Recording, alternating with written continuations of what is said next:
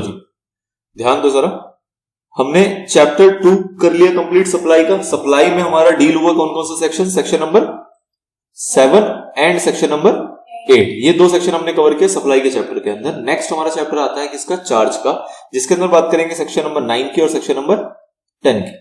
ठीक है, दो बातें हैं इसके अंदर, एक है सेक्शन नंबर 9 जो कि लेवी और कलेक्शन की बात करता है, और जो सेक्शन नंबर 10 है वो बात करता है किसकी, कंपोजिशन की, कंपोजिट की। ठीक है, तो हमें कंपोजिशन देखना है सेक्शन नंबर 10 के अंदर, और सेक्शन नंबर 9 में देखना है levy and collection of GST. तो जीएसटी कैसे कैसे लगाया जाता है, क्या क्या चीजें हैं इसके अंदर, बेसिक चीजें होंगी कि इंटरेस्ट ट्रांजैक्शन कैसे होती है, इंटरेस्ट ट्रांजैक्शन क्या होती है, फिर बात आएगा मेन कीवर्ड चार्ज।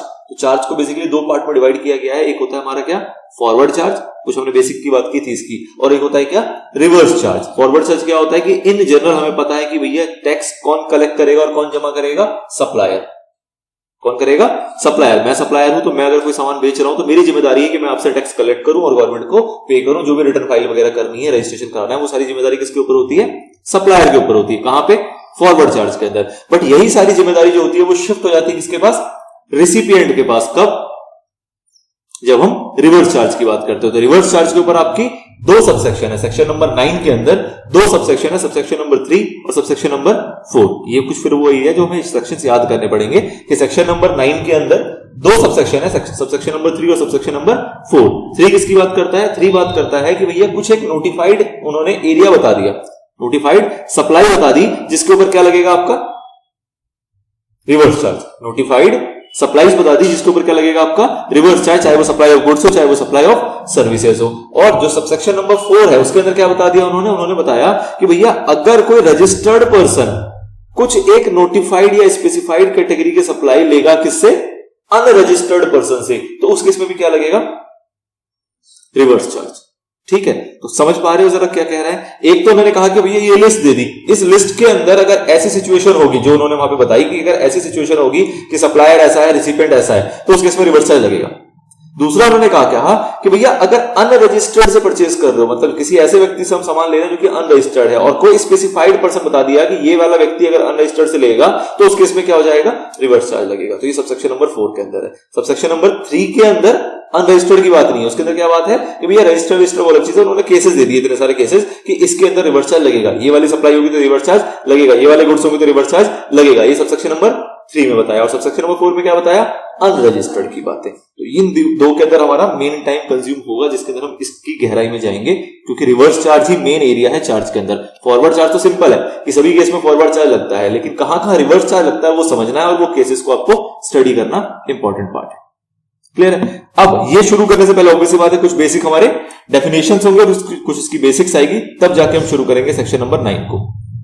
तो कई सारे हमने बेसिक डेफिनेशन देख लिए थे ऑल्दो, बट स्टिल थोड़ी बहुत चीजें और आएंगी तो उसको भी देखेंगे।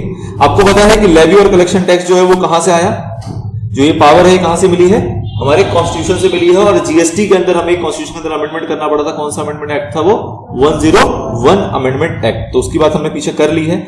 उसके बाद हमने देखा था कि जो हमारा टैक्सेबल इवेंट होता है वो क्या होता है, हमारा सप्लाई। जो हमने लास्ट क्लास में पढ़ा कि टैक्सेबल इवेंट क्या होता है, हमारा सप्लाई। की भैया सप्लाई होना तो जरूरी ही है, लेकिन सप्लाई होने के बाद अब उसके ऊपर किस तरीके से टैक्स लगाया जाएगा, लेवी, और किस तरीके से टैक्स कलेक्ट किया जाएगा, कलेक्शन। तो लेवी और कलेक्शन की बातें किसमें आएगी, हमारे सेक्शन नंबर 9 के अंदर। सप्लाई तो हो गया, that is the taxable event. अब वो टैक्सेबल इवेंट के बाद किस तरीके से टैक्स लगाया जाए, सप्लाई मैंने कर दी, अब मैं टैक्स कैसे लेवी करूं और कैसे उस टैक्स को कलेक्ट करके डिस्पोज ऑफ करूं, ये कहां पे बात बताई गई, सेक्शन नंबर 9 के अंदर। ठीक, तो हमने इसके अंदर जब लास्ट क्लास में भी मतलब पीछे भी कवर किया था, तो वहां देखा था कि भैया दो टाइप की सप्लाई होती है, एक होती है इंट्रा और एक होती है inter state supply. Intra state supply का क्या मतलब होता है, जब हम लोकल सप्लाई करते हैं। इसको आपको थोड़ा सा मेन मतलब अच्छे वाले वर्ड्स के अंदर समझना है। वो क्या बोलोगे आप कि जब जो सप्लायर है और जो हमारा प्लेस ऑफ सप्लाई है वो दोनों कहां पर है, एक ही स्टेट के अंदर या फिर एक ही यूनिट टेरिटरी के अंदर, तो उसके इसमें क्या कहलाता है, हमारा intra state supply. Local supply का मतलब ये है ना कि मैं अगर सप्लायर हूं, मैं सप्लाई अगर करता हूं तो मैं कहां हूं, सपोज दिल्ली में, और मैं सप्लाई कहां पे कर रहा हूं, दिल्ली में ही। मतलब मेरी दुकान है या मैं सर्विस दे रहा हूं, सपोज करो साकेत में मेरी सर्विस की फॉर्म है, सर्विस फॉर्म है, और मैं जाके सर्विस दे रहा हूं द्वारका के अंदर। तो क्या हुआ कि मेरा सप्लायर कहां का है, साकेत का, दिल्ली का, और प्लेस ऑफ सप्लाई कहां कर रहा है ये, सपोज द्वारका के अंदर, जो कि वो भी क्या है, दिल्ली के अंदर। तो ये क्या कहलाएगा, हमारा इंट्रा स्टेट सप्लाई। तो लोकल सप्लाई वर्ड नहीं यूज करना, आपको क्या यूज करना है कि जो हमारा सप्लायर है और जो हमारा प्लेस ऑफ सप्लाई है वो दोनों क्या होना चाहिए, सेम स्टेट या सेम यूनियन टेरिटरी के अंदर, तो उस केस में वो क्या बन जाएगा हमारा इंट्रा स्टेट सप्लाई। और इसी का दूसरा क्या होगा, इंटर स्टेट, जहां पे कि जो हमारा सप्लायर है और जो हमारा प्लेस ऑफ सप्लाई है वो दोनों दोनों क्या है, या तो डिफरेंट स्टेट में, या फिर डिफरेंट यूनियन टेरिटरी के अंदर है, या फिर different state and different union territory के अंदर है। मतलब कि भैया या तो दोनों स्टेट अलग होंगे, या दोनों यूटी अलग होंगे, या फिर ऐसा हो सकता है कि एक अलग स्टेट के अंदर और एक दूसरे यूटी के अंदर है, तो उस केस में क्या हो जाएगा हमारा इंटर स्टेट सप्लाई। तो ये बेसिक हमने पढ़ा हुआ था, खैर वही चीज लिखा है। क्या कह रहा है, as a general rule where the location of the supplier and the place of supply of goods and services are in the same state / union territory is treated as intra-state supply of goods and services respectively। और inter के अंदर क्या बातें होंगी कि similarly where the location of the supplier and the place of supply of goods or services are in, पहली category two different states, दोनों state अलग अलग हैं, दूसरा टू डिफरेंट यूनिट टेरिटरीज, दो यूटी है, दोनों की दोनों अलग अलग है, और तीसरा क्या होगा कि एक स्टेट है और एक क्या है हमारा यूटी है, तो उस सिचुएशन में वो क्या कहलाती है हमारी इंटर स्टेट सप्लाई। तो ये बेसिक था, ये हमने पीछे भी पढ़ा हुआ है, इसमें कोई नई बातें नहीं थी। अब कुछ आए यहाँ पे रेलेवेंट डेफिनेशंस। अब डेफिनेशंस भी जो है वो रिपीट हो रहे हैं। जब हमने लास्ट क्लास वाली जब चैप्टर किया था, हमने जब सप्लाई वाला चैप्टर किया था, तो वहां पे भी कई सारे डेफिनेशंस थे, कई हमने पढ़ लिए थे, कई छोड़ दिए थे। यहाँ पे भी ऐसे कई सारे डेफिनेशंस जो कि हमने पीछे कई पढ़ लिए होंगे तो उसको ऑब्वियसली छोड़ देंगे, जो कुछ नए होंगे वो पढ़ेंगे, और कुछ छूटने वाले जो ज्यादा रेलेवेंट नहीं होंगे उसको यहाँ पे स्किप कर देंगे। ठीक है, वो आगे कहीं ना कहीं मिल जाएगा हमें। तो कुछ बातें हैं यहाँ पे फटाफट से, क्योंकि चैप्टर की पकड़ के लिए हमें ये डेफिनेशंस को क्लियर करना जरूरी है, क्योंकि डेफिनेशन क्लियर होगा तभी जाके आगे के जो प्रोविजन होंगे, मतलब जब सेक्शन शुरू होगा तो सेक्शन में क्या होंगे, कुछ की टर्म्स यूज होते हैं, सेक्शंस में क्या होते हैं, कुछ की टर्म्स यूज होते हैं, और उसी की टर्म्स को यहाँ पे क्या कर दिया गया है, डिफाइन। तो अगर हमें वो सेक्शन को समझना है तो ऑब्वियसली बात है पहले की टर्म्स क्लियर होने चाहिए, ऑल्दो आपको पता है बट एक बार देखते चल रहे हैं। सबसे पहला टर्म क्या आ रहा है, सेंट्रल टैक्स। सेंट्रल टैक्स क्या होता है, सेंट्रल टैक्स क्या होता है, जो सीजीएसटी एक्ट के तहत लेवी किया जाता है, लगाया जाता है, वो क्या है हमारा सेंट्रल टैक्स। स्टेट टैक्स क्या होगा, जो एसजीएसटी एक्ट के तहत लेवी किया जाएगा। और हमारा तीसरा क्या होता है हमारा आईजीएसटी, वो क्या होगा जो आईजीएसटी एक्ट के तहत लेवी किया जाएगा। तो ये तीन सिंपल सी बातें थी, कुछ खास बात नहीं इसके अंदर। गुड्स क्या होता है इसको हम छोड़ रहे हैं, याद है हमने पढ़ लिया था पहले। गुड्स क्या होता है ये हम पढ़ चुके थे भैया, मूवेबल प्रॉपर्टी होता है, क्या नहीं होता, क्या नहीं होता, और क्या उसके अंदर इंक्लूड होता है, इस तरीके से एक डेफिनेशन थी, तो वो हमने पीछे पढ़ लिया था। देन अगला क्या है, एग्जेम्प्ट सप्लाई। ये पढ़ना जरूरी है, एग्जेम्प्ट सप्लाई क्या होता है। तो एग्जेम्प्ट सप्लाई के अंदर काफी ब्रॉड बातें हैं, काफी ब्रॉड बातें हैं। क्या क्या चीजें देखो इसके अंदर इंक्लूड होती हैं। कह रहा है means supply of any goods और सर्विसेज और both which attracts number nil rate of tax, मतलब कि ऐसे गुड्स या सर्विसेज जिसके ऊपर जो टैक्स रेट है वो है लेकिन कितना है, जीरो। टैक्स रेट तो है लेकिन कितना है, जीरो है। और विच में be wholly exempt from tax, या फिर कुछ ऐसे जो कि जिसके ऊपर टैक्स लगाया नहीं जाता उनको क्या किया गया है, एग्जेम्प्ट किया गया है under section 11 under section 6 of IGST act and includes non taxable supply. अगर कोई ऐसा सप्लाई है जो कि नॉन टैक्सेबल है, टैक्सेबल सप्लाई नहीं है, तो वो भी इसी के अंदर इंक्लूड हो जाएगा। तो एग्जेम्प्ट सप्लाई के अंदर तीन बातें आ रही है। Number 1 is nil rated supply, number 2 is exempted supply, और number 3 is non taxable supply. तो ये तीनों कीवर्ड आपको इसके अंदर ध्यान में रखने हैं। अगला क्या आता है term, aggregate turnover. Aggregate turnover क्या होता है, ये भी इंपॉर्टेंट है, ये काफी इंपॉर्टेंट है। एग्रीगेट टर्नओवर का मतलब क्या हुआ कि भैया किसी भी व्यक्ति की टोटल टर्नओवर को जोड़ दो तो एग्रीगेट टर्नओवर है ना। तो आपको यहां पे ध्यान क्या देना है कि भैया उस टर्नओवर के अंदर क्या क्या चीजें जोड़ी जाती हैं और क्या क्या चीजें छोड़ी जाती है, मतलब क्या आपको इंक्लूड करना है और क्या आपको एक्सक्लूड करना है, वो ध्यान देना है एग्रीगेट टर्नओवर के अंदर। तो ध्यान दो क्या है, कह रहा है means the aggregate value of all taxable supply, सारे टैक्सेबल सप्लाईज को जोड़ दो, excluding the value of inverse supplies on which tax is payable by a person on reverse charge basis. क्या कह रहा है एक्सक्लूड करने के लिए, कि अगर मैंने सपोज आपसे कुछ परचेज किया और परचेज करने के बाद मेरे को उसके ऊपर अगर रिवर्स चार्ज के अंदर टैक्स देना पड़ रहा है, रिवर्स चार्ज का मतलब ये है ना कि अगर मैं परचेज करूंगा तो मैं क्या हूं, रिसिपिएंट, और आप क्या हो, सप्लायर। लेकिन इस ट्रांजैक्शन में क्या लग रहा है, रिवर्स चार्ज, तो उसके तहत क्या करना पड़ रहा है, टैक्स मुझे देना पड़ रहा है। लेकिन एक्चुअल में क्या मैंने सेल किया है कि मैंने परचेज किया है, मैंने सेल किया कि मैंने परचेज किया है, मैं रिसिपिएंट हूं तो मैंने क्या किया है, परचेज किया है। तो यहां पे परचेज सेल वर्ड यूज नहीं करते, यहां पे क्या वर्ड यूज करते हैं, आउटवर्ड सप्लाई और इनवर्ड सप्लाई। आउटवर्ड सप्लाई मतलब सेल करना और इनवर्ड सप्लाई मतलब परचेज करना, सिंपल है। तो क्या कह रहा है कि अगर मैंने इनवर्ड सप्लाई किया और क्योंकि ये ट्रांजैक्शन जो था ये रिवर्स चार्ज के अंदर था, इसलिए मेरे को यहां पे क्या देना पड़ा, टैक्स देना पड़ा, तो क्या ये मेरे टर्नओवर का पार्ट बनेगा, टर्नओवर में हम किस चीज को लेके चल रहे हैं, दिमाग में क्या है हमारे, सेल। टर्नओवर का मतलब क्या है हमारे दिमाग में, सेल। तो जब मैं कोई इनवर्ट सप्लाई कर रहा हूं, उसके ऊपर टैक्स पे कर रहा हूं अंडर रिवर्स चार्ज, तो वो एक्चुअल में है क्या, परचेज है। तो क्या वो एग्रीगेट टर्नओवर में जुड़ना चाहिए, नहीं। तो इसलिए उसको कहना है, इसको क्या करो आप, एक्सक्लूड करो। अगर आपने इनवर्ट सप्लाई के ऊपर टैक्स दे दिया बिकॉज ऑफ रिवर्स चार्ज, लेकिन वो एग्रीगेट टर्नओवर में नहीं जोड़ा जाएगा। क्लियर है ये चीज।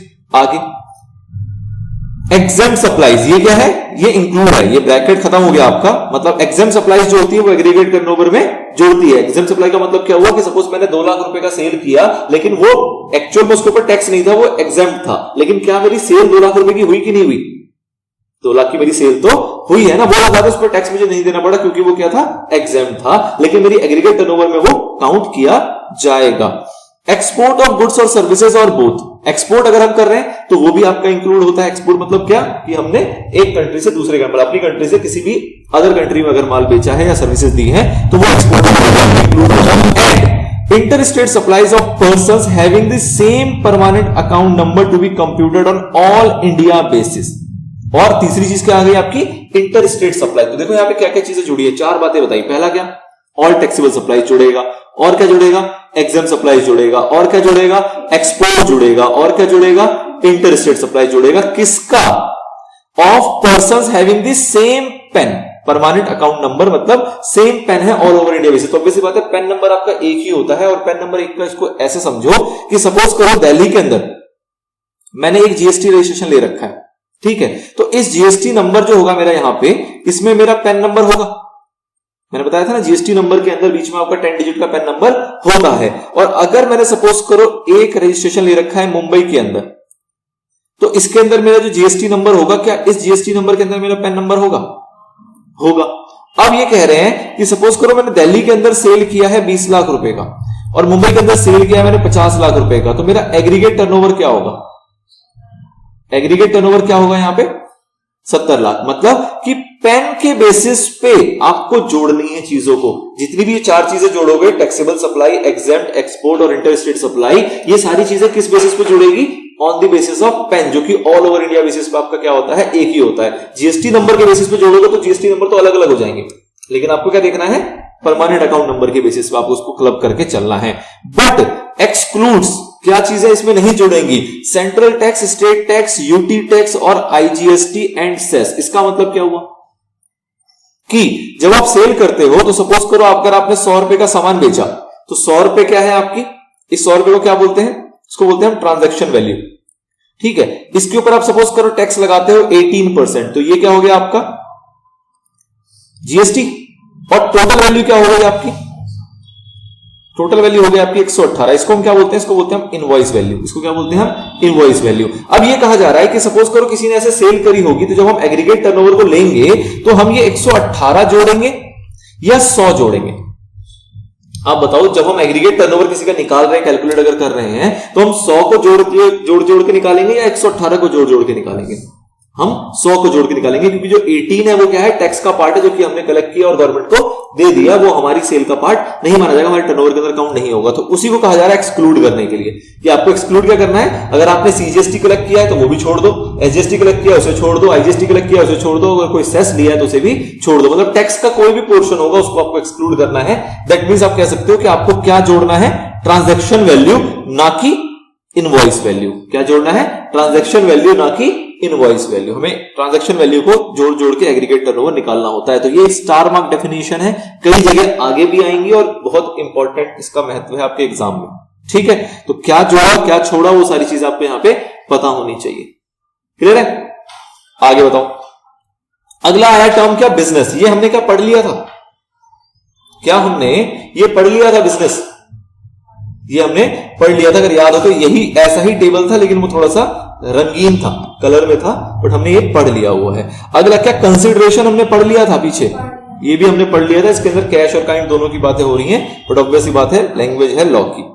उसके बाद क्या हमने पर्सन की डेफिनेशन पढ़ ली थी, ऐसा ही पिक्चर पीछे भी आया था जिसके अंदर वो थोड़ा सा रंग भरा हुआ था और इसके अंदर ये सारी बातें थी, अगर याद आ रहा हो तो पर्सन भी हम पीछे पढ़ चुके हैं, और हम दोबारा भी पढ़ सकते हैं, लेकिन क्यों टाइम खराब करना।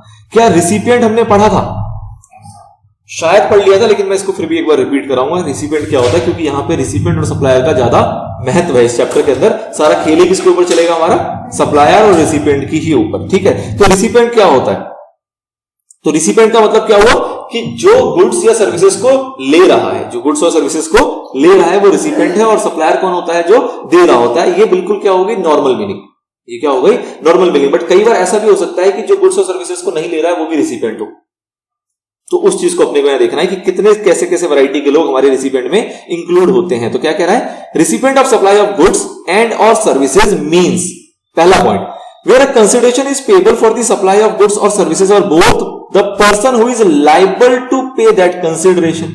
जो व्यक्ति वो कंसिडरेशन पे कर रहा है वो क्या है, हमारा रिसिपिएंट। दूसरा, where no consideration is payable for supply of goods the person to whom the goods are delivered, जिसको वो सामान या सर्विसेज डिलीवर हुई है। अभी पहले गुड्स की बात कर रहा है, तीसरे वाले में सर्विसेज की बात करेगा। और मेड अवेलेबल और टू होम द पोजीशन और use of the goods is given और मेड अवेलेबल, ठीक। और तीसरा क्या है, जिसमें सर्विसेज की बात कर रहा है कि where no consideration is payable for supply of services the person to whom the services is render. मतलब दो बातें हो सकती है, आपने देखा कंसिडरेशन के अंदर, कंसिडरेशन में दो बातें क्या देखी, या तो कंसिडरेशन दिया जाएगा या कंसिडरेशन नहीं दिया जाएगा। कंसिडरेशन ना देने के ऊपर भी सप्लाई होता है, कंसिडरेशन ना दिया जाए तब भी सप्लाई होता है। तो हमने पहला देख लिया कि भैया जिसको कंसिडरेशन देना पड़ रहा है, इसका मतलब उसी को वही रिसिपिएंट होगा जिसको सामान या सर्विसेज मिली होंगी। दूसरा कि भैया कंसिडरेशन ही ना देना पड़े तो कैसे पता लगाएंगे, तो उसके इसमें कह रहे हैं जिसको सामान डिलीवर्ड हुआ है या जो सामान को यूज कर रहा है या जिसके पोजीशन में है वो बंदा क्या माना जाएगा, रिसिपिएंट। और तीसरा अगर सर्विसेज की बात करें तो जिसको सर्विसेज वो रेंडर की गई है, अगर कंसिडरेशन नहीं है तो उस केस में जिसको सर्विस रेंडर की गई है वही क्या कहलाएगा, हमारा रिसिपिएंट, ठीक। तो मतलब सिर्फ जरूरी नहीं है कि कंसिडरेशन से रिसिपिएंट का पता लगे, बाकी भी और फैक्टर्स हैं। नाउ एक और चीज इंक्लूड होगा इसके अंदर, कौन, हमारा एजेंट।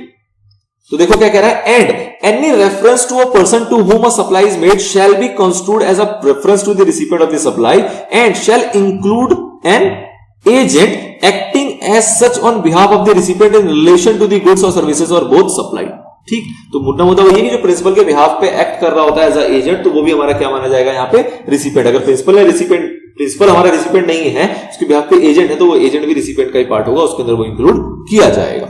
चलिए जी, रिवर्स चार्ज इंपॉर्टेंट है, ऑल्दो मैंने स्टार्टिंग में भी डिफाइन किया है इसको। रिवर्स चार्ज का मतलब क्या होता है कि सर जी जनरली क्या होती है स्कीम, फॉरवर्ड चार्ज की। फॉरवर्ड चार्ज का मतलब कि सप्लायर इज लायबल टू पे GST and beer all compliances, मतलब जितनी भी कॉम्प्लायंसेस होगी कि रजिस्ट्रेशन कराना है सप्लायर कराएगा, रिटर्न फाइल करनी है सप्लायर करेगा, टैक्स कलेक्ट करके टैक्स जमा करना है कौन करेगा, सप्लायर करेगा। लेकिन अगर ये सारी फॉर्मेलिटीज, ये सारा प्रोसीजर अगर शिफ्ट हो जाए सप्लायर टू रिसिपिएंट, तो वो क्या कहलाता है, हमारा forward charge, sorry reverse charge. अगर सप्लायर से सारी चीजें रिसिपिएंट पे चली जाएंगी तो वो क्या कहलाएगा, हमारा रिवर्स चार्ज, मतलब कहानी उल्टी हो गई, ठीक है। तो वही चीज लिखी हुई है, with the liability to pay tax by the recipient of the supply of goods और सर्विसेज और both instead of the supplier. जो जनरली सप्लायर करता है वो कौन कर रहा है, रिसिपिएंट कर रहा है ऑफ सच गुड्स और सर्विसेज और बोथ, सेक्शन 9394 ये हम आगे देखेंगे। अच्छा एक चीज और ध्यान देना कि 9394 तो हमें रट जाएगा क्योंकि हम इसके बारे में बहुत बार बात करेंगे। सब्सिक्वेंट मतलब सेम टू सेम पैटर्न पे, सिमिलर पैटर्न पे हमारे आईजीएसटी एक्ट के अंदर कहां पर है, सेक्शन 5 सबसेक्शन 3 और सबसेक्शन 4।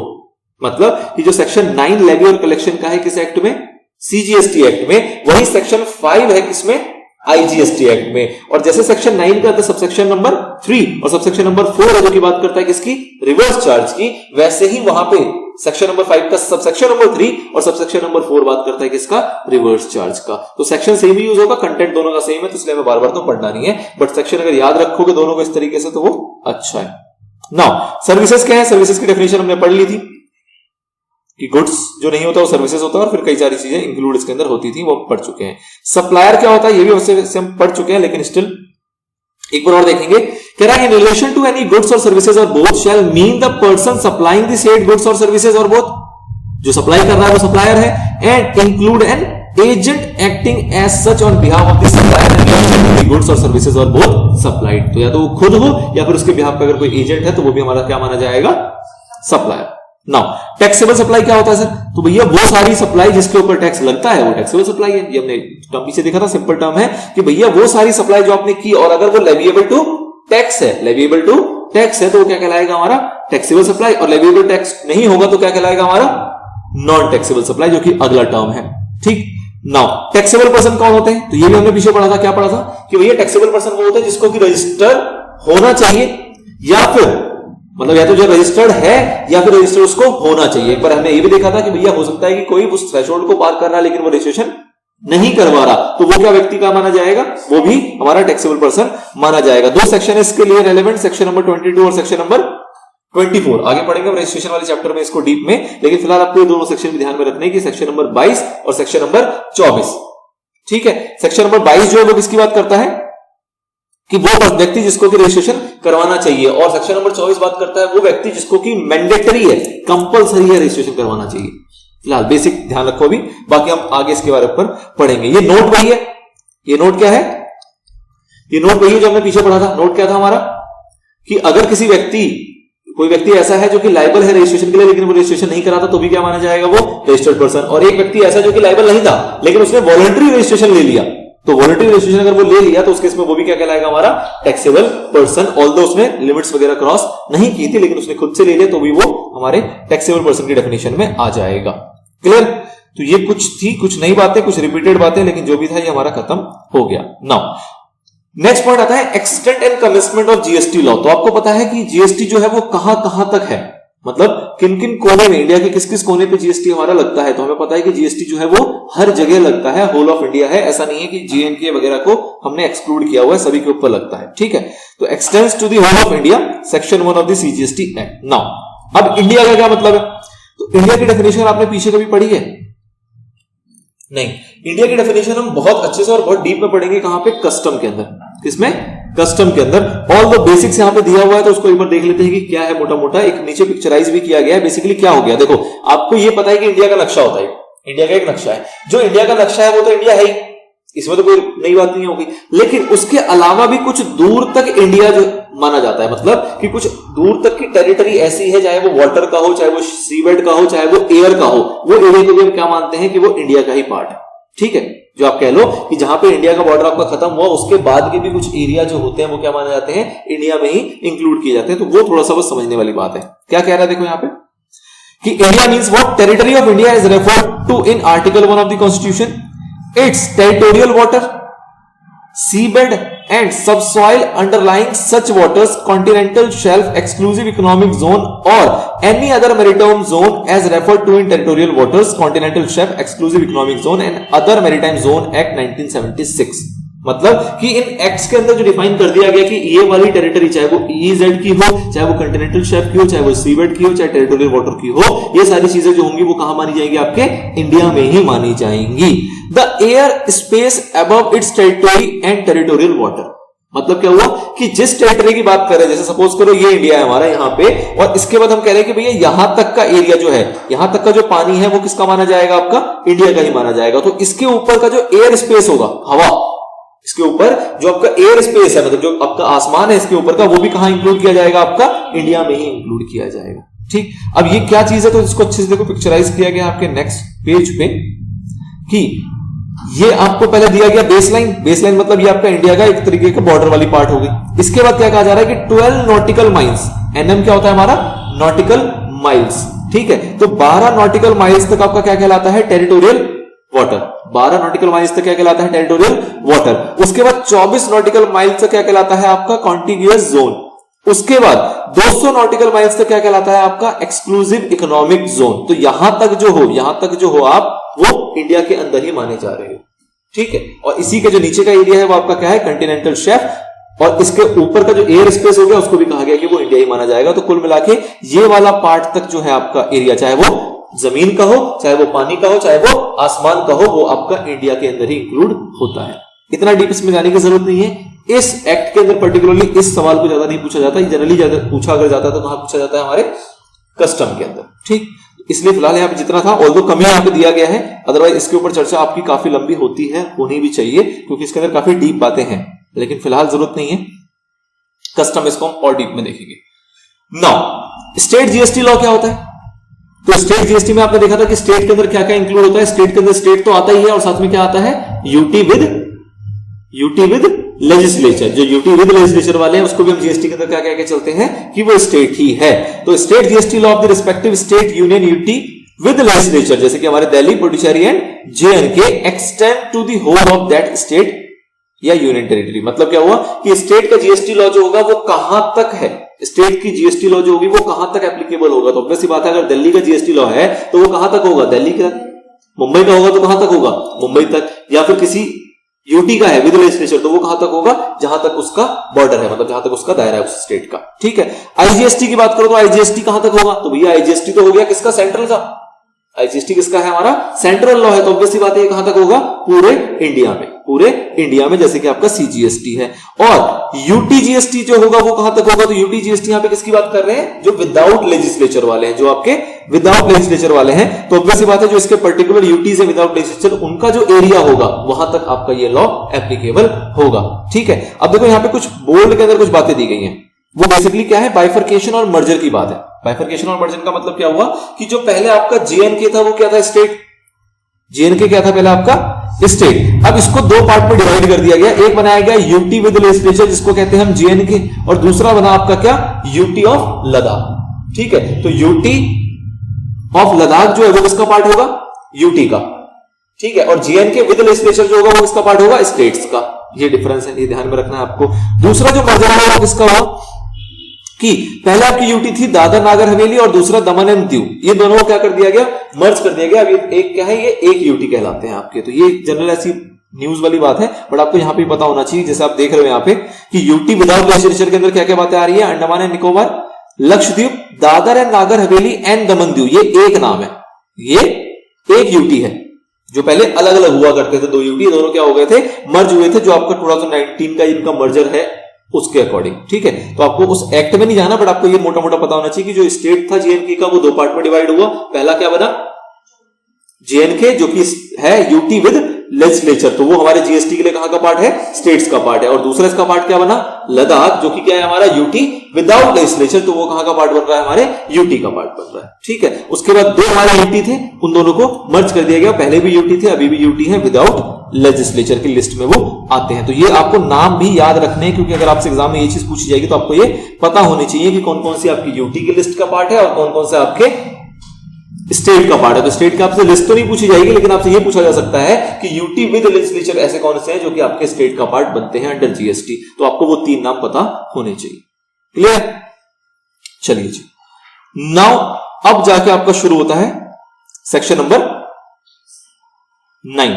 सेक्शन नंबर 9 जो कि मेन सेक्शन आपका levy and collection of CGST IGST, section number 9 of the CGST act, और section number 5 of the IGST act. दो एक्ट है आपके। आईजीएसटी एक्ट के अकॉर्डिंग सेक्शन क्या है 5, और सीजीएसटी के अकॉर्डिंग सेक्शन क्या है आपका 9। इसके अंदर कितने सब सेक्शन है, इसके अंदर 5 सब सेक्शन है।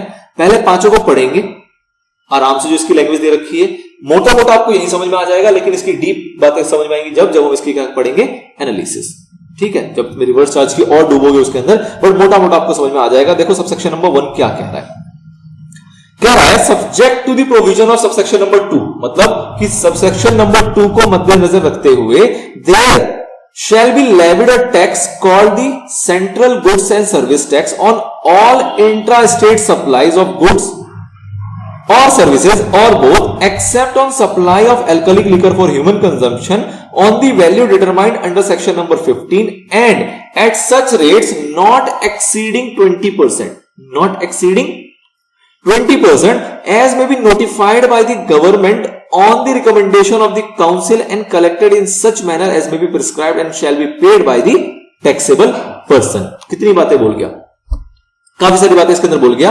एक बार सबसेक्शन नंबर 2 और देख लेते हैं, क्योंकि सब्जेक्ट टू सबसेक्शन नंबर 2 था, तो सबसेक्शन नंबर 2 आखिर है क्या, फिर दोनों को मर्ज करके समझेंगे। तो देखो क्या कह रहा है, the central tax on the supply of petroleum crude, high speed diesel, motor spirit commonly known as petrol, natural gas and ATF aviation turbine fuel shall be levied with effect from such date as may be notified by the government on the recommendation of the council। ये बात हमने पैसे पढ़ी हुई थी, ये बात हमने पीछे पढ़ी हुई थी कि ऐसे 5 पेट्रोलियम प्रोडक्ट है जिसके ऊपर जीएसटी अभी लगना शुरू नहीं हुआ है, लेकिन जब भी काउंसिल जो जीएसटी का है वो रिकमेंड करेगा सेंट्रल गवर्नमेंट को तो इसके ऊपर लगाया जा सकता है। ये बात कहां लिखी गई, सबसेक्शन नंबर 2 के अंदर, जो हमने पढ़ा था और जो हमने पढ़ लिया था, लेकिन ये बात है कहां की, सेक्शन 9 सबसेक्शन नंबर 2 की।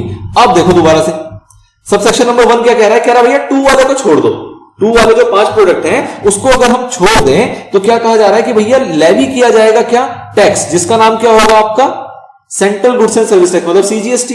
सीजीएसटी लगाया जाएगा किसके ऊपर? On all intra state supplies. Intra state का मतलब विद इन स्टेट और यूटी, मतलब लोकल सप्लाईज। तो जितनी भी लोकल सप्लाईज होंगी, जितनी भी मतलब सबके सभी के ऊपर क्या लगाया जाएगा? सीजीएसटी। क्या लगाया जाएगा? सीजीएसटी। किसको छोड़ के? तो ऑब्वियस बात है किसको छोड़ना पड़ेगा इनको? Alcoholic liquor for human consumption, क्योंकि वो आपके जीएसटी के परव्यू से बाहर है, उसको छोड़ दिया। अच्छा जी, ऑन दी वैल्यू कितने अमाउंट पे लगाया जाएगा? तो कह रहे हैं भैया सेक्शन 15 जो है वो बताएगा कि अमाउंट क्या है। सेक्शन 15 बेसिकली क्या बताएगा? आपकी ट्रांजैक्शन वैल्यू। सेक्शन 15 क्या बताएगा कि आपने कोई एक्टिविटी करी, उसके अंदर कितने अमाउंट पे टैक्स लगना है, वो कहां से निकल के आएगा? आपके सेक्शन 15 से। जो हम पढ़ेंगे तो उसमें पता लगेगा। सेक्शन 15 एक तरीका बताता है जिसके अकॉर्डिंग आप कैलकुलेट करते हो कि हाँ जी this is the amount on which tax to be levied. ठीक, तो वो सेक्शन 15 है। उसने कहा भैया अमाउंट बताएगा सेक्शन 15। किस रेट पे लगाया जाएगा? तो कह रहा है कुछ भी रेट हो सकता है, कुछ भी रेट हो सकता है जो कि रिकमेंड करेगा कौन? GST council. ठीक है, लेकिन वो कितना होना चाहिए? वो 20% से ज्यादा नहीं होना चाहिए। तो ये इन्होंने क्या किया? लॉ के अंदर एक अपर लिमिट डाल दी कि भैया मैक्सिमम रेट कितना लगा सकते हो आप? 20%। मैक्सिमम रेट कितना लगा सकते हो? 20%। अब आप ये कहोगे कि भैया टैक्स तो 28% भी लगता है, तो ये क्यों लिखा है? ये बात कर रहा है किसकी? सीजीएसटी की। जहां 28% लगता है वहां का मतलब क्या होता है कि वहां पे सीजीएसटी कितना होता है? सीजीएसटी कितना होता है? 14%। और एसजीएसटी कितना होता है? ये भी 14% होता है। तो ये अभी सिर्फ अपनी बात कर रहा है, सेंटर वालों को स्टेट से मतलब नहीं है। सेंटर कह रहा है कि भैया हम लेंगे कितना भी टैक्स, लेकिन वो 20% से ज्यादा नहीं होगा। और स्टेट कहता है कि जितना तुम लोग उतना ही हम भी लेंगे। ठीक है, तो ये मैक्सिमम 20% हो सकता है, कभी भी आगे चल के किसी भी गुड्स के ऊपर 20 से ऊपर नहीं जाएगा। अब इसने कहा कि 20% हो सकता है अगर सीजीएसटी, तो इससे हमें एक इंप्लाइड बात पता लगती है कि भैया एसजीएसटी भी कितना होगा? 20%। आईजीएसटी कितना होगा? Obviously 40%। Merger of CGST and SGST is IGST. तो अगर इसने लिमिट ली है यहाँ पे 20% किसकी? सीजीएसटी की, दैट ऑटोमेटिकली इंप्लाइज दैट कि एसजीएसटी कितना? 20 और आईजीएसटी कितना? 40। दिस इज द मैक्सिमम, कि 40 से ज्यादा नहीं हो सकता किसी भी गुड्स और सर्विसेज के ऊपर। लेकिन ये बेसिकली नोटिफाई किसके द्वारा किया जाएगा? गवर्नमेंट के द्वारा, on recommendation of the GST council की। काउंसिल की मीटिंग होगी, वहां पर जैसा रिकमेंड होगा उस अकॉर्डिंग ये रेट नोटिफाई कर देंगे। अच्छा जी, and collected in such a manner as may be prescribe, मतलब कि भैया इसका कलेक्शन भी तो होगा। तो कलेक्शन मंथली होगा, क्वार्टरली होगा, किस डेट पे होगा वो प्रिस्क्राइब करेगी गवर्नमेंट। जैसे कि किया हुआ है इन्होंने कि इस डेट पे हम कलेक्शन करेंगे, वो कलेक्शन वाले चैप्टर में देखेंगे कि भैया 20 तारीख से पहले आपको टैक्स जमा कर देना, नहीं तो पेनल्टी लगेगी वगैरह वगैरह। तो जितने भी डेट्स वगैरह हैं सारे प्रिस्क्राइब किए जाएंगे किसके द्वारा? गवर्नमेंट के द्वारा। And shall be paid by the taxable person. तो ऑब्वियसली कि टैक्सेबल पर्सन ही इसको पे करेगा। तो ये पूरी बात कहां लिखेगी? सबसेक्शन नंबर 1 के अंदर। ठीक है, कि सबसेक्शन नंबर 2 को छोड़ दो, मतलब 5 पेट्रोलियम प्रोडक्ट है उसको छोड़ दो, alcoholic liquor for human consumption को भी छोड़ दो। बाकी सभी गुड्स के ऊपर जो भी आपके इंट्रा स्टेट सप्लाईज होंगे सभी के ऊपर क्या लगेगा? सीजीएसटी लगेगा, जो कि मैक्सिमम कितना हो सकता है? 20%। वैल्यू कैसे कंप्यूट किया जाएगा? As per section number 15। Rate क्या होगा? जो भी आपकी प्रिस्क्राइब करेगी कौन? Government, on the recommendation of the GST council. ठीक है, और उसका कलेक्शन भी प्रिस्क्राइब मैनर में किया जाएगा जैसा भी तय होगा। क्लियर है? तो ये था आपका सबसेक्शन नंबर 1 का ब्रेकअप। 2 हमने पहले देख लिया। 3 देखो जी, 3 मैंने बताया था किस चीज के ऊपर है? 3 और 4। 3 और 4 किसका है? रिवर्स चार्ज का। 3 और 4 किसका है? रिवर्स चार्ज का। 3 में किसकी बात कर रहा है? कि भैया ये सारी लिस्ट है, इन सब पे रिवर्स चार्ज लगेगा, बात खत्म। ये सारी लिस्ट है, इन सब पे रिवर्स चार्ज लगेगा, बात खत्म हो गई। ये गुड्स बता दिए, गुड्स सर्विसेज बता दिए, दैट्स इट। और 4 किसकी बात कर रहा है? अनरजिस्टर्ड से जब रजिस्टर्ड पर्सन कुछ एक प्रिस्क्राइब कैटेगरी के प्रोडक्ट का सप्लाई लेगा, मतलब गुड्स या सर्विसेज का सप्लाई करेगा, तो उस केस में भी आपका क्या लगेगा? Reverse charge. ये 3 और 4 का डिफरेंस है। देखो जरा, the government may on the recommendation of the council by notification specify categories of supply of goods or supply of services or both, the tax on which shall be paid on reverse charge basis by the recipient on such goods or services or both, and all the provision of this act shall apply to such recipient। मतलब जितने भी provisions होते हैं जो कि apply होता था supplier के ऊपर, वो किसके ऊपर अप्लाई होगा? रेसिपिएंट के ऊपर। as if he is the person liable for paying the tax in relation to the supply of such goods or services or both। Clear है? तो मोटा मोटा मेन जो है कि भैया स्पेसिफाई करेगी कैटेगरी। स्पेसिफाई क्या करेगी? कैटेगरी, कि भैया ये सारे वो कैटेगरी के सप्लाईज हैं, चाहे सप्लाई ऑफ गुड्स है, चाहे सप्लाई ऑफ सर्विसेज, चाहे बहुत हैं, जिनके ऊपर रिवर्स चार्ज मैंडेटरी है। ठीक है जी, ये इन्होंने पावर कहां रखी है अपनी? सबसेक्शन नंबर 3 के अंदर। सबसेक्शन नंबर 4 देखो क्या कह रहा है? The government may on recommendation of the council, same बात है, बाय नोटिफिकेशन, सही है, स्पेसिफाई करेगी अ class of registered persons who shell in respect of supply of specified categories of goods और सर्विसेज और both received from N unregistered supplier. मतलब क्या हुआ कि भैया कोई रजिस्टर्ड सप्लायर है, वो सर्विसेज ले रहा है या गुड्स ले रहा है किससे? अनरजिस्टर्ड सप्लायर से, ठीक है। Pay the tax on reverse charge basis as the recipient of such supply of goods or services or both, and all the provision of this act shall apply to such recipient as if he is the person liable for paying the tax in relation to such supply of goods or services or both। तो ये तो same line थी, clear है ये चीज। तो दो बातें यहां पे आ गई। एक चीज जरा कॉमनली यहां समझ पा रहे हो कि रिवर्स चार्ज क्यों लगाया जा रहा है, क्या मतलब है, क्या मिल रहा है रिवर्स चार्ज लगा के, बताओ। अगर फॉरवर्ड चार्ज से ही काम चल रहा था, सही था ना, जो सप्लायर है वो टैक्स कलेक्ट करेगा, पे करेगा, तो दूसरी चीज लाने की जरूरत क्या थी रिवर्स चार्ज की? इंपॉर्टेंस थोड़ा समझ पा रहे हो कि क्यों कर रहे हैं, क्यों टफ बना रहे हैं बेचारे, हमें पढ़ना पड़ रहा है, इन्हें पढ़ाना पड़ रहा है, लोगों को समझना पड़ रहा होगा जो काम कर रहे होंगे, क्या जरूरत है? फॉरवर्ड चार्ज चलन दो, क्या दिक्कत आ रही है? अनरजिस्टर्ड छोड़ो, ऊपर रजिस्टर्ड वाला भी तो है, ये तो अनरजिस्टर्ड की तो फोर्थ में बात कर रहा है ना, थर्ड पॉइंट भी तो है, थर्ड सबसेक्शन भी तो है, वहां तो ऐसा अनरजिस्टर्ड वाली बात नहीं कर रहा। तो देखो मेन जो ऑब्जेक्टिव है इसके पीछे वो क्या है कि कई बार ऐसा हो सकता है कि जो सप्लायर हो वो छोटा व्यक्ति हो एज कंपेयर टू रिसिपिएंट, ऐसा हो सकता है। या दूसरा ऑप्शन ये हो सकता है कि जो सप्लायर है वो गवर्नमेंट है, वो कह रही है मैं क्यों बदल लूं, जैसे हमने पीछे देखा था कि गवर्नमेंट ने क्या किया कि भैया ये सर्विसेज तो है लेकिन इसके ऊपर जो पे किया जाएगा वो रिवर्स चार्ज के अंदर पे किया जाएगा। अभी भी हम कई सारे ऐसे आइटम देखेंगे। तो गवर्नमेंट कहती है कि अगर सप्लायर को पे करना पड़ेगा और सपोज करो गवर्नमेंट ही सप्लायर हो जाती है कुछ सिचुएशन के अंदर, तो उस केस में गवर्नमेंट को सारी फॉर्मेलिटीज करनी पड़ेगी, रजिस्ट्रेशन करना पड़ेगा, रिटर्न फाइल करनी पड़ेगी, सारी चीज करनी पड़ेगी। गवर्नमेंट कहती है क्यों, जहां जहां मेरा नाम आएगा उसको कहां डाल दूंगी मैं?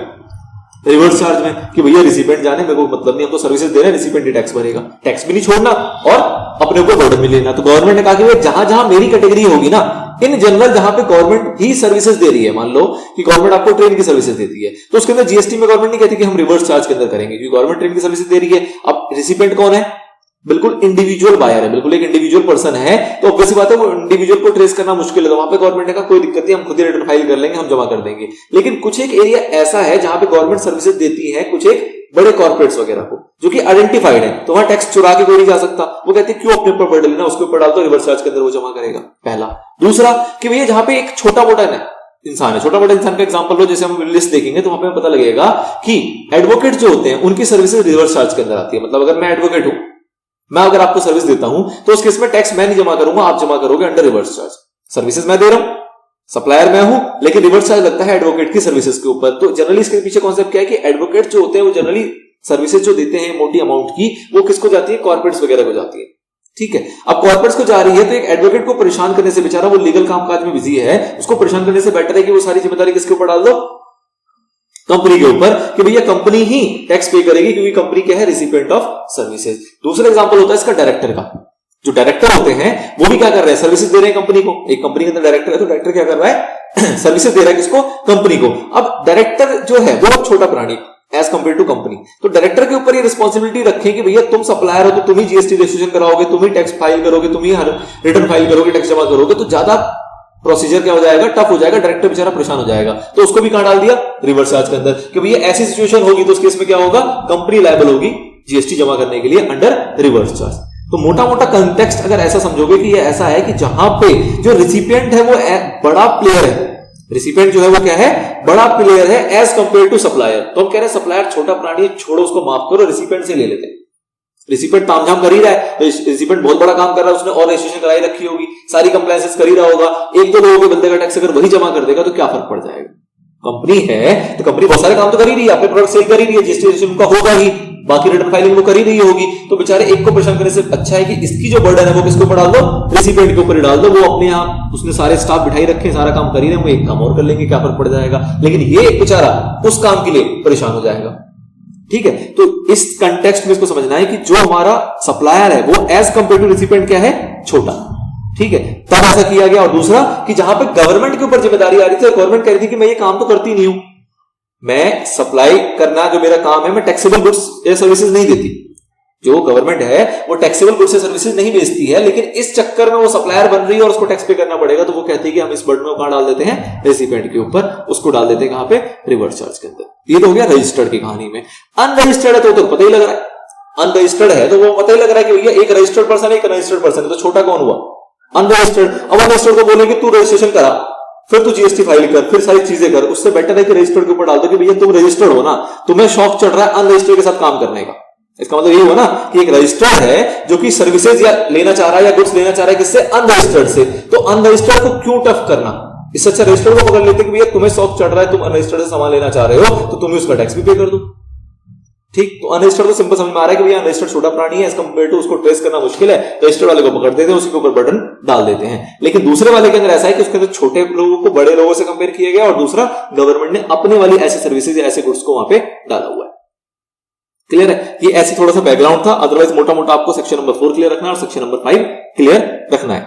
सेक्शन नंबर 5 देखो, the government may on recommendation of the council by notification specify categories of services, the tax on intra-state supplies of which shall be paid by the electronic commerce operator, e-commerce operator, if such services are supplied through it, and all the provision of this act shall apply to such electronic commerce operator as if he is the supplier liable for paying the tax in relation to the supply of such services। मतलब basically क्या किया गया कि भैया कुछ services यहां पे specify कर दिए गए, जिसके अंदर कहा जा रहा है कि वो सर्विसेज अगर ई कॉमर्स ऑपरेटर को कोई दे रहा है, जो हमारे ई कॉमर्स ऑपरेटर हैं उनको कोई दे रहा है, फॉर एग्जांपल अमेजोन या फ्लिपकार्ट को अगर कोई सर्विसेज दे रहा है, तो जो सर्विसेज दे रहा होगा वो छोटा प्राणी है और ई कॉमर्स ऑपरेटर जो है वो बड़ा प्राणी है यहाँ पे। ठीक है, एज अ पर्सन वो बड़ा पर्सन है, तो हमने उसके ऊपर जिम्मेदारी डाल दी कि भैया अगर आप ई कॉमर्स ऑपरेटर हो तो उसके इसमें आप लायबल होगे सारे काम के लिए, सारी लायबिलिटी आपके ऊपर आएगा, ऑल्दो आप क्या हो, रिसिपिएंट हो। ठीक है, तो क्या कह रहे हैं, द गवर्नमेंट में on recommendation of the council by notification specify किया category of services, the tax on intra state supplies, कौन सी सप्लाईज है, intra state supply of which shall be paid by the electronic commerce operator if this services are supplied through it. अगर वो services जो होंगी वो किसके थ्रू सप्लाई की जा रही है, ई कॉमर्स के थ्रू सप्लाई की जा रही है, मतलब ई कॉमर्स का जो पोर्टल है, जो चैनल है, उसको यूज करते हुए अगर सर्विसेज सप्लाई की जा रही है तो उसके इसमें ई कॉमर्स ऑपरेटर जो होगा वो रिस्पॉन्सिबल है यहाँ पे, एंड ऑल द प्रोविजन जो होंगे वो सारे सारे उसके ऊपर अप्लाई हो जाएंगे। नाउ ध्यान दो, provided that where an e-commerce operator does not have a physical presence in the taxable territory, मतलब कि भैया ई-कॉमर्स ऑपरेटर जो है वो कहीं और से काम कर रहा है, किसी देश से काम कर रहा है, किसी बैकएंड से काम कर रहा है, जो टैक्सेबल टेरिटरी है वहां पे उसकी फिजिकल प्रेजेंस है ही नहीं, ऑफिस है ही नहीं, कोई बंदा बैठता ही नहीं है, वो तो ऑनलाइन काम कर रहे हैं, तो उसके इसमें क्या होगा, तो कह रहे हैं एनी पर्सन रिप्रेजेंटिंग सच ई कॉमर्स ऑपरेटर, कोई भी पर्सन ऐसा है जो अगर रिप्रेजेंट कर रहा है उस ई कॉमर्स ऑपरेटर को for any purpose in the taxable territory shall be liable to pay tax. अगर वो खुद नहीं है तो उस केस में उसको जो भी रिप्रेजेंट कर रहा होगा उस टैक्सेबल टेरिटरी के अंदर, कोई भी उसकी देखभाल कर रहा होगा, उनकी चीजों को मैनेज कर रहा होगा, वो पर्सन क्या माना जाएगा, टैक्स पे करने के लिए लायबल। फिर अगर वो भी ना हो कि मतलब वो खुद भी ऑनलाइन काम कर रहे हैं और कोई रिप्रेजेंटेटिव भी नहीं है, तो उस केस में क्या होगा, तो कह रहे हैं क्या कि provided for that where an electronic commerce operator does not have a physical presence नहीं है in the taxable territory, and also he does not have a representative in the said territory, और उसी टेरिटरी में उनका कोई representative भी ना हो, तब क्या करेंगे, तो such electronic commerce operator shall appoint a person in the taxable territory for the purpose of paying tax and such person shall liable to pay tax. मतलब तो उस केस में उनको अपॉइंट करना पड़ेगा स्पेशली एक पर्सन को उस टैक्सेबल टेरिटरी के अंदर जिसका काम होगा टैक्स की पेमेंट करना। ठीक है, तो मुद्दा क्या हुआ कि जो सबसेक्शन आपका 5 कह सकते हो ये रिलेटेड है ई कॉमर्स ऑपरेटर की, कि ई कॉमर्स ऑपरेटर के जरिए अगर सर्विसेज प्रोवाइड की जा रही है which are intra state supplies, तो उस केस में ई कॉमर्स ऑपरेटर जो है वो लायबल होता है टैक्स पेमेंट के लिए, या तो वो खुद पे कर दे, उसका खुद का फिजिकल प्रेजेंस नहीं होगा उस टैक्सेबल टेरिटरी के अंदर, तो उसका रिप्रेजेंटेटिव जो होगा टैक्सेबल टेरिटरी में वो पे करेगा। अगर रिप्रेजेंटेटिव भी नहीं है तो उस केस में उसकी जिम्मेदारी है कि वो एक पर्सन को अपॉइंट करेगा उस टैक्सेबल टेरिटरी के अंदर जो कि रिस्पॉन्सिबल होगा टैक्स पे करने के लिए। ठीक है, this is all about subsection number 5। चलिए, तो 9 के तीनों पार्ट हो गए, थोड़ी सी एनालिसिस देखते हैं और फिर इसको मतलब ब्रेक लेंगे जब हम रिवर्स चार्ज शुरू करेंगे। बेसिक एनालिसिस है जो कि हमने समझ ली है, उसको पहले देख लेते हैं, और रिवर्स चार्ज वाली थोड़ी कॉम्प्लेक्स होगी तो उसको शुरू करने से पहले एक छोटा सा ब्रेक ले लेंगे। देखो क्या कह रहा है, रिपीट होंगी बातें, ऑल्दो आप समझ चुके हो ये कि CGST shall be levied on all inter-state supplies, पता था, कोई बड़ी बात नहीं है। The tax shall be collected in such manner as may be prescribed and shall be paid by the taxable person, ये भी पता है कि भैया टैक्स कलेक्ट कैसे किया जाएगा, जो भी मैनर प्रिस्क्राइब किया जाएगा उसके अकॉर्डिंग, और पे किसके द्वारा किया जाएगा, टैक्सेबल पर्सन के द्वारा। However, intra-state supplies किसका? Alcoholic liquor for human consumption, वो क्या है हमारा? जीएसटी के परव्यू से बाहर। ये हमारा सबसेक्शन नंबर 1 कह रहा था, इसी को इन्होंने यहां पे खोल के रख दिया। वैल्यू ऑफ सप्लाई कैसे होगा? तो कह रहे हैं वैल्यू ऑफ सप्लाई कैसे निकाला जाएगा? जो ट्रांजैक्शन वैल्यू होगी वो कैसे निकाली जाएगी? एज पर सेक्शन नंबर 15, जो कि हम पढ़ेंगे चैप्टर नंबर 5 के अंदर। जब सेक्शन नंबर 15 पढ़ेंगे तो पता लगेगा कैसे निकाला जाता है, बट यूज क्या करना है? तो आपको सेक्शन नंबर 15 के अंदर जो बातें बताई गई हैं उसको यूज करके आपको ट्रांजैक्शन वैल्यू निकालनी होती है। रेट्स की बात करो जी, रेट्स कैसा होगा सीजीएसटी का? तो क्या कहा गया कि जो रेट्स होंगे सीजीएसटी के वो नोटिफाई किए जाएंगे किसके द्वारा? गवर्नमेंट के द्वारा, on the recommendation of the GST council. और मैक्सिमम रेट जो होगा सीजीएसटी का वो कितना होगा? 20%। मैक्सिमम रेट जो होगा वो कितना होगा? 20%। अब करंट में क्या रेट चल रहा है वो आपको बता दिया गया। कह रहा है rates presently notified are what?